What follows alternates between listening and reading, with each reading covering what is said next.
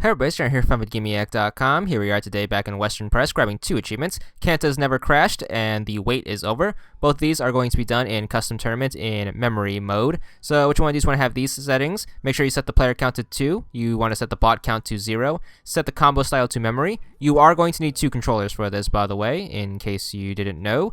Make sure you set life to 1. Set triggers only for combo limits. No for repeat buttons. 0 for wrong button penalty. And set the memory counters to 10 for both of them. So the reason we are doing this with 2 controllers is because we can keep the game going for as long as we can while feeding our first controller all of the wins. So pick your characters, make sure they are different characters so you can tell them apart. Obviously, I'm doing this with 2 controllers by myself, but you can do this with another person if you want some extra help. Whatever the case, this is how the game is going to work. It's going to give you a sequence that you are supposed to remember.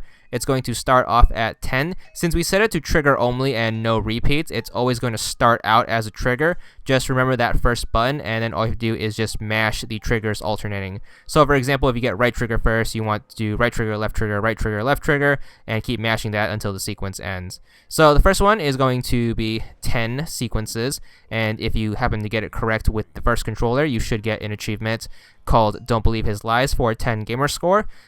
All you have to do is just make sure you get the sequence correct with the first controller first, the controller getting the achievement, and then follow up with the second controller second. As long as you keep ending in ties, you'll keep the game going, so hopefully you don't mess up and accidentally have someone win. You are going to get your achievements accordingly at 10, 15, and 20. So once you get to 15 and get the sequence right with the first controller, then followed up by the second, you are going to get to the 15 achievement. That one is called Bourne Again for 20 points.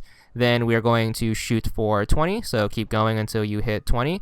And then once you get to 20, you should get the last achievement for the furthest number of memorization. So after this, feel free to end the game, but you want to end the game in a way where the first controller wins.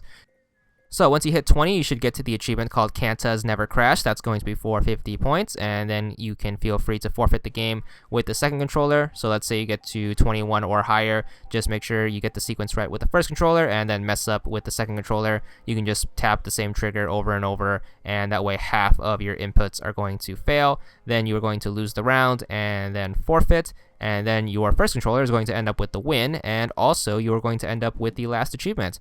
There it is. It's going to be called The Wait is Over for 15 points. That's for winning a memory game, and that's all there is to it.